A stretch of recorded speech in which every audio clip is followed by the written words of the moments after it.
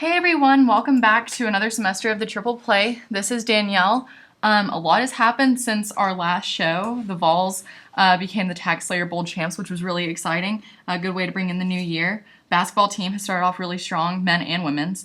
Dance team became national champions, which was super exciting to see that happen. And the most recent big news thing to happen, National Signing Day, which was just like Christmas, but maybe even better. So we're just going to go ahead and briefly recap National Signing Day. I mean, I don't think you can really top this class, in my opinion. I'll go ahead and mention that we have Sam Forman. He's back, and we have someone new, Dalton Light. Do you want to go ahead and introduce yourself a little bit? Yeah, I'm a sophomore here at the University of Tennessee, first year doing Tennessee journalism. I'm really excited to get started out doing this. I'm looking forward to it. It's going to be great. Awesome. Well, we're really happy to have you on board for the show. But like I was just saying, we're going to go ahead and start with National Signing Day coverage. This class, absolutely insane. I mean, we got Drew Richmond, absolutely beautiful. That was one thing I was really glad to see in person. That's just a steal. Oh, absolutely. But I mean, if you look at the guys that we have coming in with this class, Richmond, you have Khalil McKenzie. I mean, still fantastic player right there, 5-star.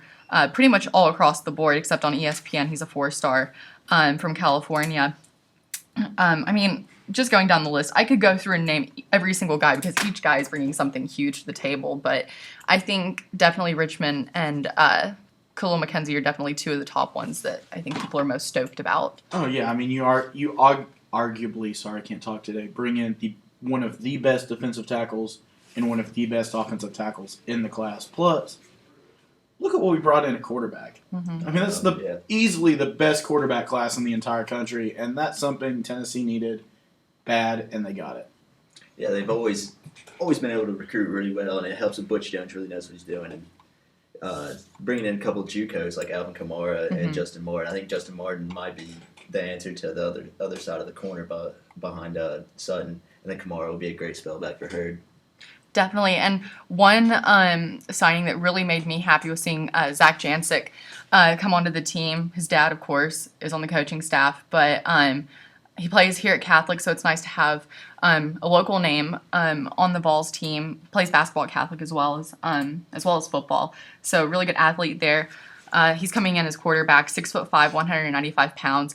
Little bit of size, but maybe a little bit more weight could be added on there. But not ranked on ESPN Rivals or Scout, but he's a 2-star for 247. So not too bad there. But I mean, overall, this class, I think they're going to live up to the Dream Team 15 name that they have going for them right now. Oh yeah, they definitely so much potential with this class. I mean, there's potential All-Americans, potential All-SEC guys all over the place. You've got to think that both McKenzie and Tuttle can come in and start right away at the defensive tackle spot. You're weak at middle linebacker right now with Jakob Johnson recovering from an injury. There's talk about Dylan Bates being moved over there. Kirkland is currently dealing with an injury. He's one of the early enrollees, of course. So, you look at a lot of potential. Kirkland could wind up starting at the middle linebacker spot, depending on how long it takes Jakob to recover. I mean, there's people all over the place. I think Kamara is going to wind up getting about 50-50 carry with Hurd. Yeah, it's going to be tough to replace Marlon Lane. He was a great spellback for Hurd later on down in the season, but Kamara will definitely do that. In my opinion, I think he'll do better than Lane coming in and be able to receive out of the back. That was a big point, that he was big in high school doing that. So I think all around it's a great recruiting class. You couldn't ask for more. Definitely. And Sam, you brought up Shy Tuttle, and it kind of goes back to something we talked about a lot last semester on the show, finally getting Shalil McTuttle, you could say, getting both of those guys in there. It's going to be quite the force. That massive power combo in the middle that's just going to eat things up. Plus, you mentioned, where was our weakest spot last year, arguably, amongst the entire team? It was on the offensive line, Absolutely. Specifically the tackles. Right. You bring in 3 people capable of playing a tackle spot. All 3 of them, I think, will be in competition for the 2 starting tackle spots. It's just going to be who winds up going where and who does the best job over the course of summer and fall camp. I mean, you look at this, there's so many potential starters both for this year and 2 and 3 years down the road in this class. Definitely. Butch did what he had to do. Back-to-back top 5 recruiting classes. Absolutely. So another National Signing Day in the books, and still more excitement for what's to come. Also, another newcomer to the team, new offensive coordinator, Mike DeBoard. This is a really big hire, in my opinion. I mean, if you just look at his coaching experience, he was at Michigan previously as the sport administrator, but he's been tight ends coach for the Chicago Bears, Seattle Seahawks, also an assistant offensive line coach there, still at Michigan, Central Michigan, Northwestern, Colorado State, Ball State, Eastern Illinois, just to name a few. I was looking on the UT website, and one thing that stood out to me under this article that they have talking about Coach DeBoard is this little blurb they have of what are they saying. And there's something from Tom Brady, who, as most people know, is now a 4-time Super Bowl winning quarterback. The Patriots did beat the Seahawks in this year's Super Bowl. Very exciting. We won't really talk about that since we have a lot to talk about with UT, but Tom Brady just mentioned him saying the University of Tennessee has hired a great offensive coordinator in Mike DeBoard. Mike was my offensive coordinator in college and helped me develop as a quarterback. He has great knowledge in offensive football and quarterback development, and he will do an outstanding job at Tennessee. I mean, coming from Tom Brady, it's pretty exciting stuff to hear. Tom Brady, good quarterback in his own right, but I think there's a lot to be excited about with this new hire. Oh, yeah. In a ways, he's an interesting hire. It's been a while since he's actually coached. Right. I think 7 years. Mm-hmm. And if I'm not mistaken, the last time he was actually a quarterback coach, Tom Brady was still at Michigan. Mm-hmm. But run down the list of people who've gone on social media and complimented Tennessee for this hire. Mm-hmm. Tom Brady, like you mentioned. Brian Griese of ESPN, of course, a former Super Bowl champion. Mike Holmgren. Bill Lazor, who's the current offensive coordinator for the Dolphins. Yeah. You've got Steve Hutchinson, a former All-Pro lineman. Adam Gase, of course, formerly Peyton's OC. Now he's gone to Chicago with John Fox. Matt Hasselbeck, and the list goes on. This guy's got a reputation. We'll see how long it takes him to kind of shake off the rust a little bit. But seeing this kind of reaction from guys who are potential Hall of Famers, guys who are coaches in the NFL, guys who are some of the best players in the NFL, has got to stick out in recruits' minds that, okay, look what he did for these guys. He coached them at whatever level. That's going to stick out in recruits' mind, I think. Mm-hmm. And that's going to be just one more selling point for Butch Jones and this staff. One thing that also helps him out in the recruiting aspect, like you were saying, is his NFL experience. Mm-hmm. He's worked in the NFL, taught a lot. And also his familiarity with the system. He was a head coach at Central Michigan when Butch was the offensive coordinator there. So that's big. He's familiar with that. He knows what to expect from Butch. And 52-11 was his record as an offensive coordinator in Michigan and a 1997 national championship. Pretty good accolades for a new coach. Yeah, definitely not the guy on the top of the list, I think, when we were going through the process to have Butch's former boss now working under him. So that'll be interesting. I think it's good for Butch, though, because he's constantly said that DeBoard was a mentor. DeBoard's one reason why he coaches the way he does. So I think, it's a great thing to have that guy back in a daily role in Butch's life where they, however close their offices will be, just literally walk in, talk to each other. Mm-hmm. I think it'll be great for Tennessee. Absolutely. And moving on to basketball season's in full swing. It's almost dwindling down, and that's really heartbreaking. But we're going to talk about the men first. Right now, they're 13-9, 5-5 in the SEC. The season hasn't been too bad so far. Their only losses have come to VCU, Kansas, Marquette, NC State, Alabama, Texas A&M, Arkansas, Mississippi State, and Georgia being the most recent one on Saturday, 56-53. But we'll talk more about that in a second.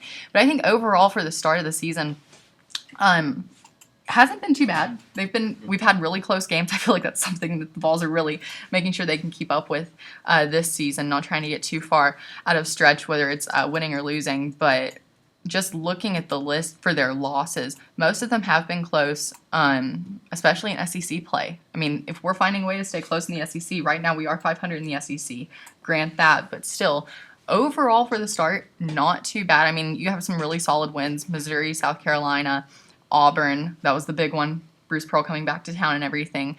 Fall fans were really looking for a win there. We got it 71-63 a couple weeks back.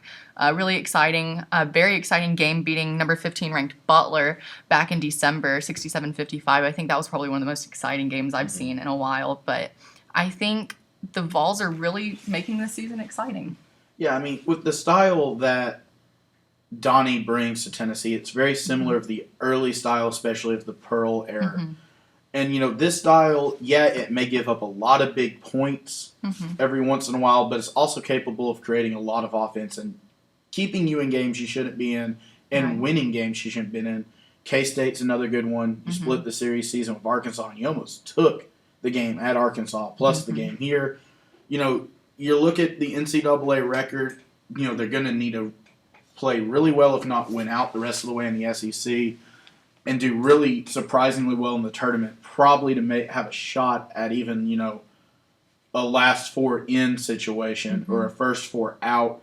But, you look at bad losses. They really don't have any. I mean, Georgia, of course, on Saturday hurts mainly because of where it drops you to in SEC standings. But then your really only other two bad losses are Mississippi State and Bama. Right. And those aren't really, realistically, those bad of losses. So, this is a team that's sitting in sort of a tough spot. Do they rebound, finish off strong, and still have that shot? Or do they fall apart? That's going to be the question now, is which way does this team go? Josh Richardson, as the senior and the leader of this team, is going to push them for the, hey, let's get together, let's go out here and let's do this. We're capable of going on a run. No one thought we'd be able to do it last year. We proved them wrong. Let's do it. The question is, can they? Yeah, it's got to be other than Josh Richardson. Got to have other guys step up, and we've seen that past couple games. Armani has come up big in games, especially against Auburn. Player of the game there. That's a great game that he had there. And Hubbs is coming along, becoming that five-star recruit that he was out of high school. Finally hitting his high point there, scoring a lot. They got a lot of options that they have that they need to utilize him. And like you said, the Pearl, his style of play. I like the pressing, getting steals, trying to get out easy buckets, which really helps them. And they've got to be able to do that down the stretch. And they've been able to revitalize this fan base, especially the student body that had turned on Konzo last year. You never knew how many students were going to be at a game.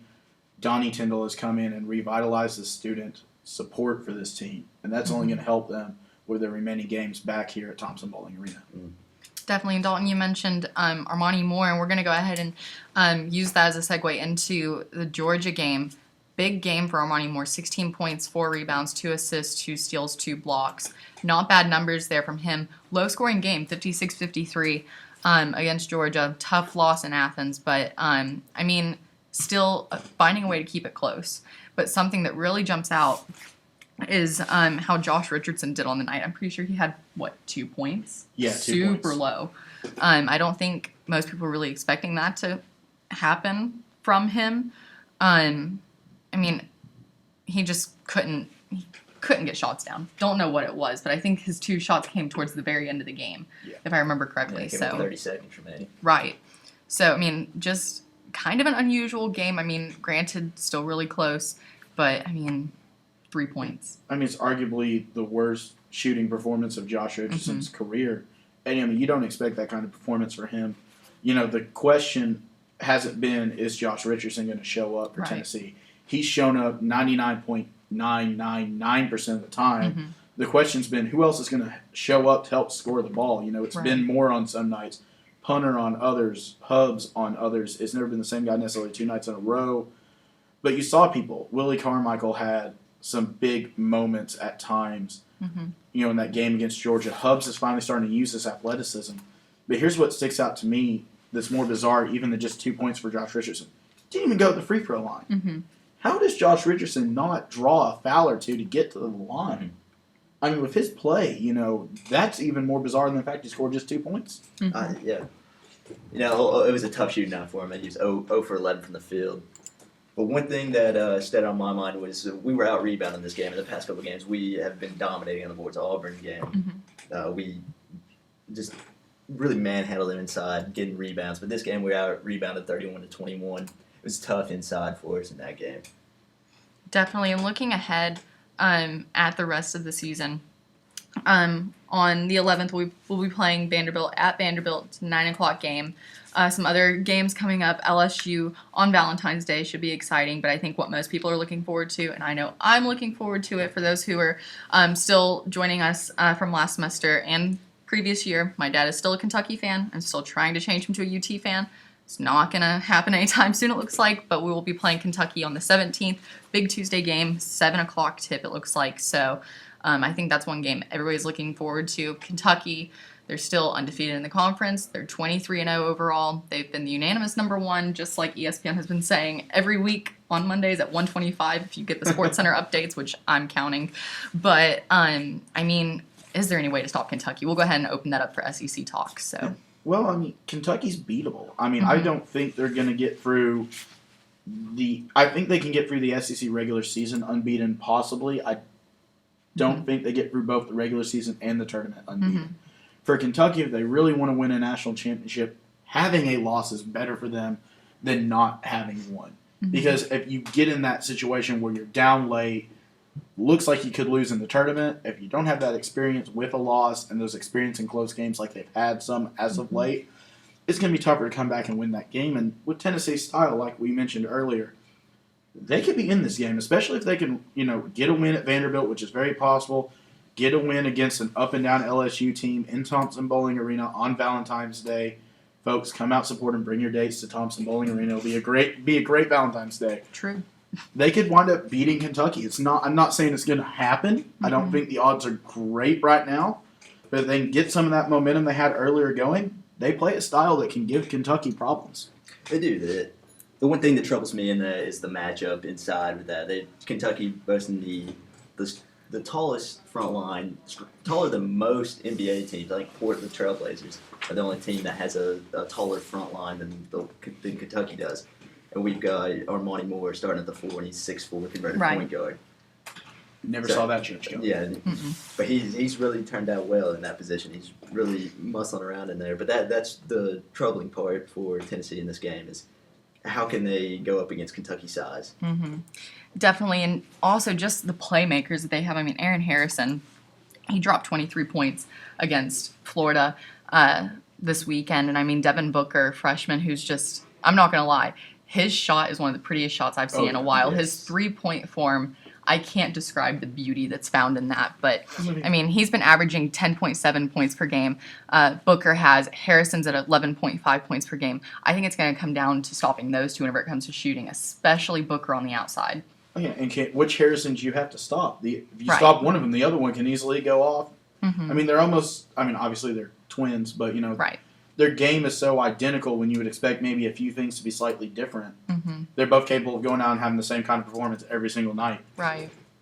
Definitely. And just looking at Kentucky's schedule really quick, I mean, they had a double overtime game against Texas A&M back in January, and before that, they had an overtime game against Ole Miss. So, I mean, there are ways that you can try to stop them.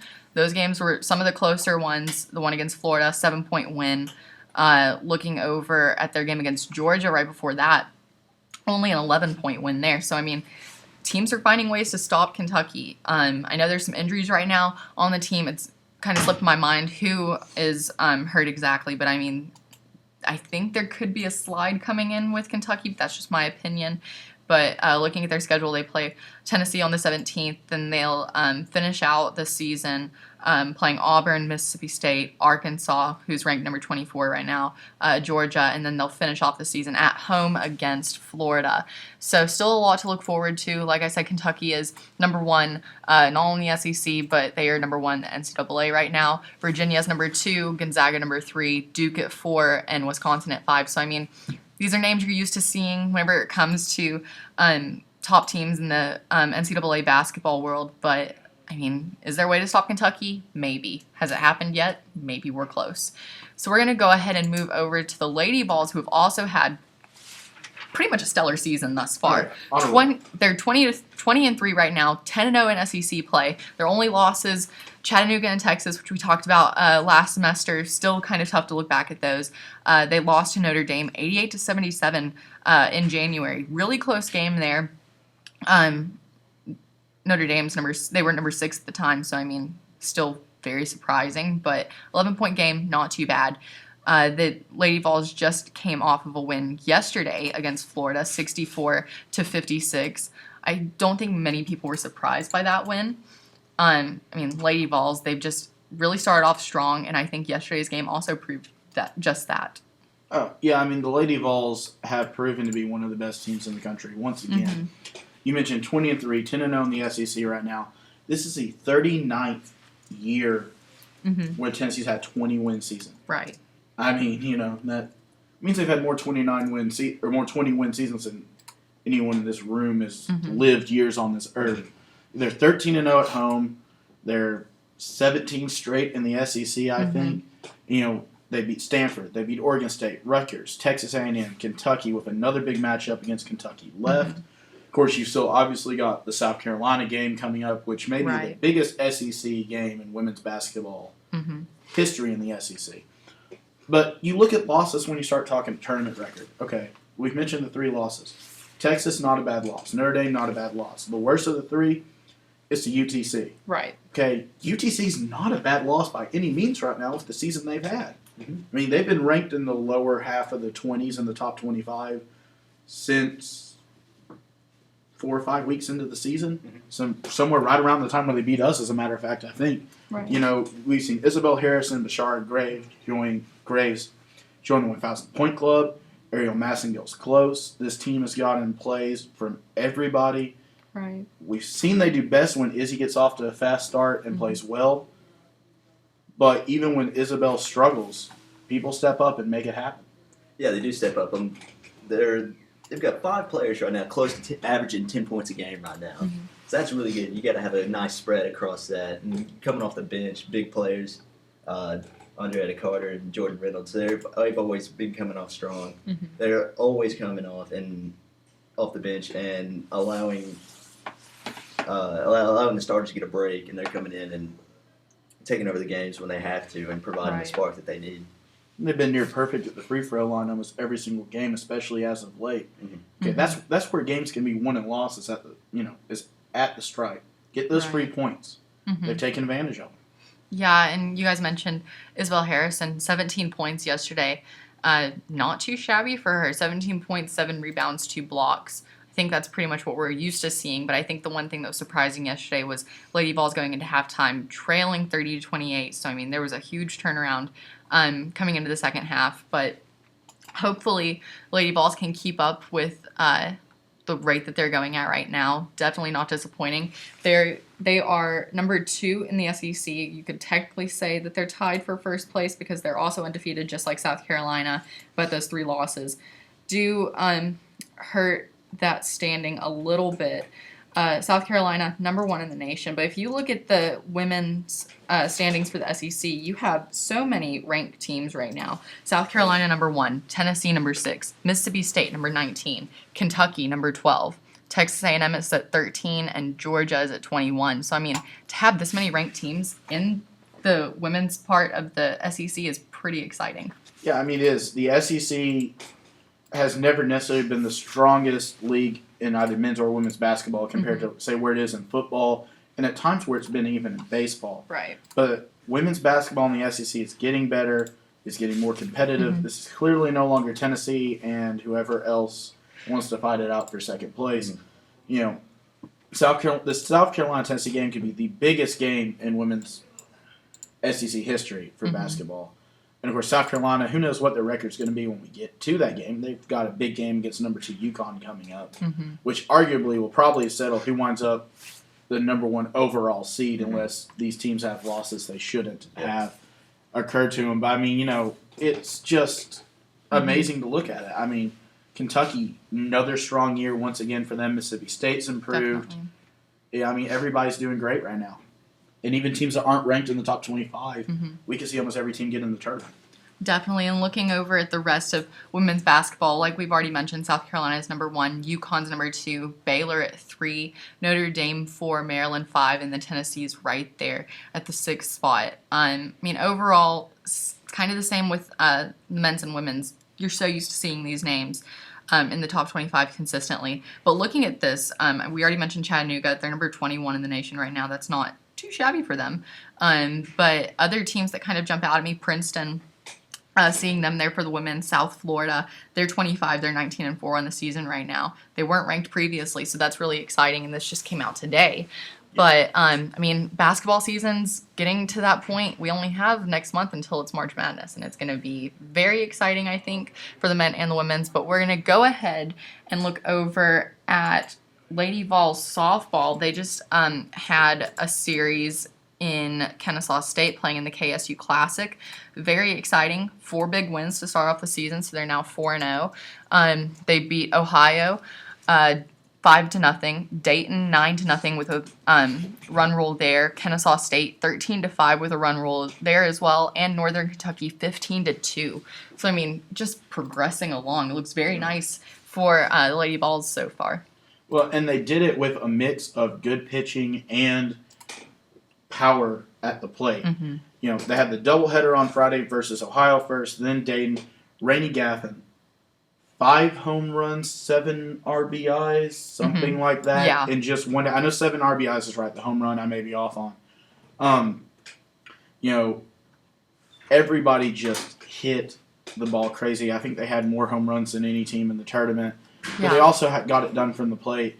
Aaron Gabriel pitched well in the first game, along with Rainey Gaffin in relief. Texas Tech transfer, I'm going to mess this up. Gabriel Coyne, I think, pitched well twice. She picked up 2 wins. And Rainey Gaffin, who we're not used to seeing spend a lot of time in the circle, pitched the run rule in 5 innings against Northern Kentucky and pitched really well. Definitely. And just looking at the rest of the season, they'll have more tournaments coming up.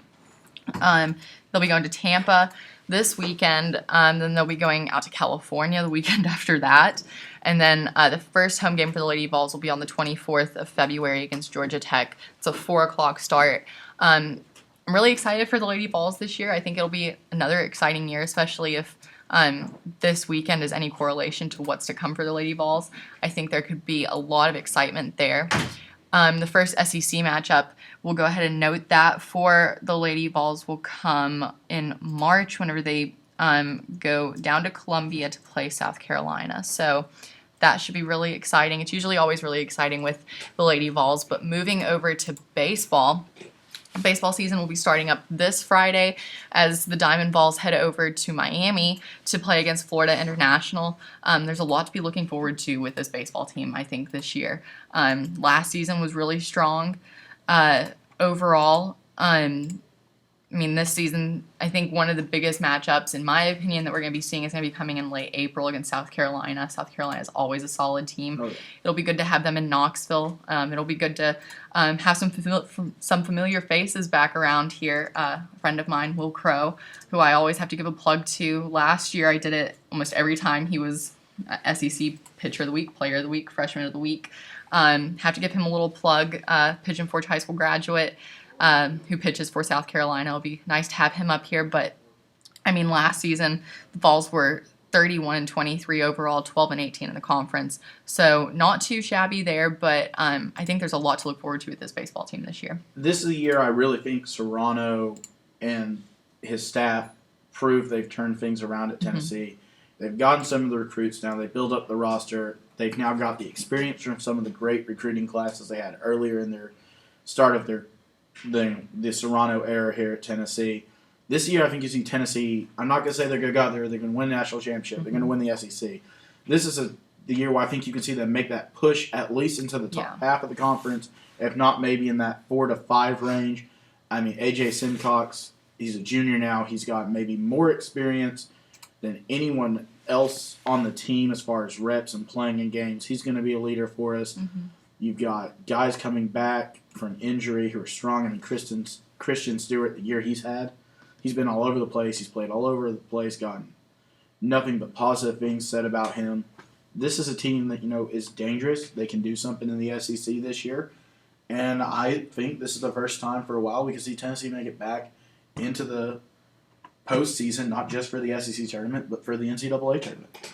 Definitely looking ahead at the schedule. The first SEC matchup for baseball will come in March 13th, whenever they go down to Gainesville to take on Florida. So a lot to be looking forward to in the coming weeks for UT Sports. A lot to be excited about just in sports in general with what's happened and what's to come. But that's all we have this week. Join us next week for more talk about Lady Vols and Men Vols basketball while we still see what's going to happen there. And then we'll be getting into some diamond play. We'll see you next week.